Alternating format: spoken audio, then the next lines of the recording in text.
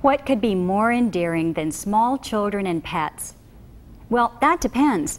Is the pet friendly and gentle? Is the child well behaved and supervised? This week, we're going to discuss the special considerations involved with job sites where children and pets are present. You see, when a service technician enters a home that has pets, children, or both, the rules of conduct or professional etiquette change somewhat. There are important issues, such as getting permission, showing affection, and of course, safety.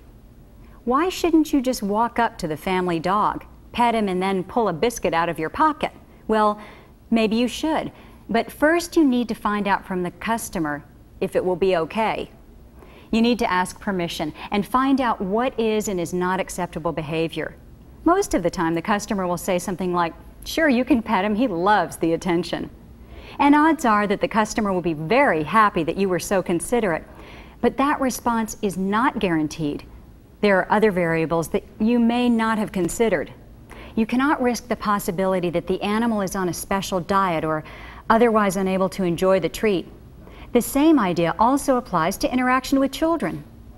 While your first instinct may be to tousle a boy's hair and offer him a lollipop, it's best not to assume this is acceptable until you have permission from the customer. For all you know, he may be diabetic, or his family might just frown upon sweets between meals. While this is bound to be a rare occasion, would you really want to take the risk?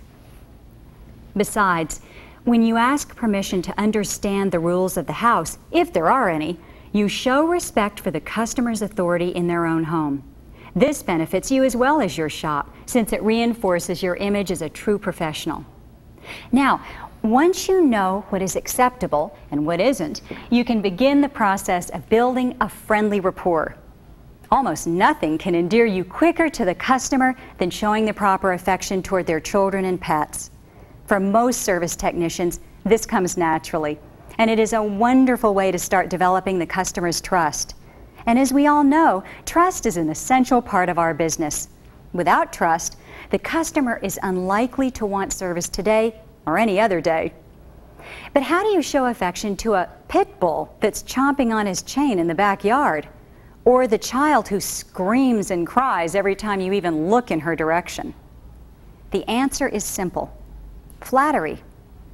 Customers love to hear wonderful things about those they love. Who wouldn't? So you might say something like, "Wow, that's a real powerhouse you've got there in the yard. I'll bet he's an absolutely incredible watchdog. How long have you had him?"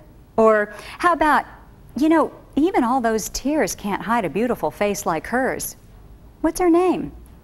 But just one word of caution here. You can be as creative as you like, but be truthful.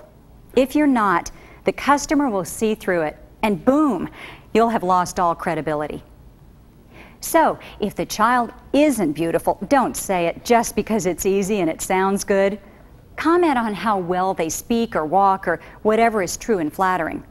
The customer will appreciate the remark and see the sincerity in your eyes.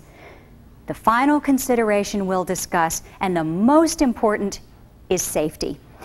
No matter how flattering you are and how much affection you show to either the pets or the children, if there is any type of mishap, the only thing the customer will remember is that a mishap occurred.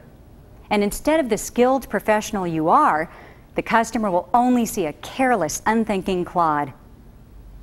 Any technician who has been on calls where small children are in the house can tell you they love to get involved. They'll follow you around, they'll ask to help, and they'll want to watch very, very closely.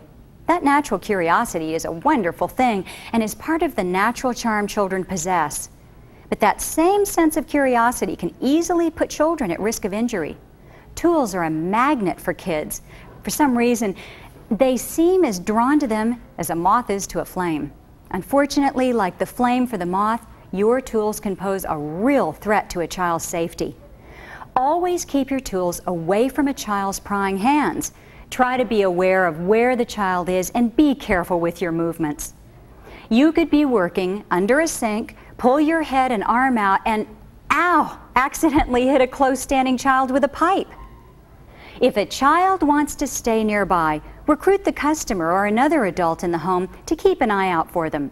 If no one is available, you must use your best judgment or follow the policy of your individual shop. Don't be afraid to put safety first. If you're using dangerous equipment and the risk is too great, explain the situation to the parent. They'll appreciate your concern. If you yourself feel in danger from an aggressive pet, diplomatically explain that the pet is a distraction and would best be kept outside or in another room while you work. Now that we've covered the basics, let's take a look at how a technician might handle himself in the field. Well, don't worry, Ms. Nash. We'll have your hot water running again in no time. Oh, that's great. You know what? I don't think I could take one more cold shower. I don't blame you. Hey, before I take a look at the water heater, can I ask you a question? Yeah, sure. Was that a lab pup I saw running around out back? Well, you might say so, but he's not actually all Labrador Retriever. He's no, he's more of a mutt. My husband and I picked him up from the pound last summer. No kidding. Yeah. Oh, that's great. Yeah. You must have saved that little guy's life. Yeah. Oh, he sure is a beauty too. We think so too. Absolutely. You know, when I was growing up, Ms. Nash, I had a black Labrador, Molly, and you just couldn't find a gentler, more loyal dog. Oh, you know what? That's what we keep telling all of our friends. They are so sweet. But please, call me Holly. Oh, sure, Holly. Hey, after I finished up in the basement, do you think it'd be all right if I went out there and gave the little guy a treat? Are you kidding? He would love it. He's Yeah? at that age right now, yeah, where he chews on absolutely everything. So maybe if you give him that, he'll leave my shoes alone for a while. You know, you might. Yeah. Well, let's go take a look at the water heater. And while I'm down there, why don't I take a look at the furnace, too? Oh, yeah, that would be great. It's right this way. And you know what? It's an old clunker that came with the house when we got it. I'd really like to see what you think. Okay, great.